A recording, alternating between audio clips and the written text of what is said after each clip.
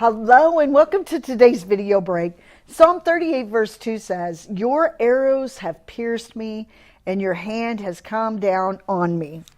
Now, that sounds like something God has done to David, but David has actually come into this place where he's recognizing when God is exposing sin in his life. You know, and it's one of those, and it's a painful experience because it almost feels like God is putting his hand, is like a heaviness that comes upon us, like a almost sort of a discouragement, almost sort of a pressure, almost it can come across as anxiety too. When God's trying to reveal sin in our life, we understand that there is an unsteadiness. We understand that there's something else going on.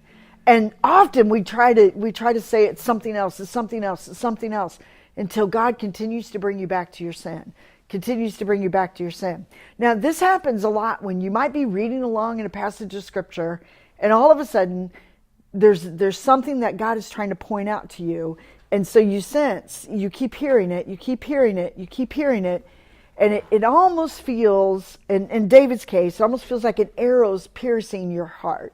Like, oh man, something's not right. You know, and this is the way God reveals to us out of love that the direction, the decisions, the choices that you are making are not aligning with what's best for us. And so we call that sin. And when we're participating in it and God reveals it to us, it can become very disturbing. And you're going to find out later even how it affects David in all different sorts of ways. But the way that he's showing it here is the arrow. The arrow is what comes in and says, it targets that place in your life and in my life. That's not right. That's not right. And the best thing you and I can do is admit that arrow is hitting at a place in our life that's not right. But all too often, we try to ignore the signs of sin and call it something else, you know, or justify it in some way, or blame it in some other way. But the honest conclusion that David comes with here is that when God pierces it, shows it to you, hey, it's going to be painful. It's going to be. So let's accept it for what it is. Because a lot of times we don't like to talk about sin, and we're going to all through chapter 38, because we all like to say, I don't do that.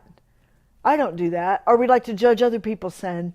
But God directly is out of love and compassion for you, is to point it out, is to reveal it.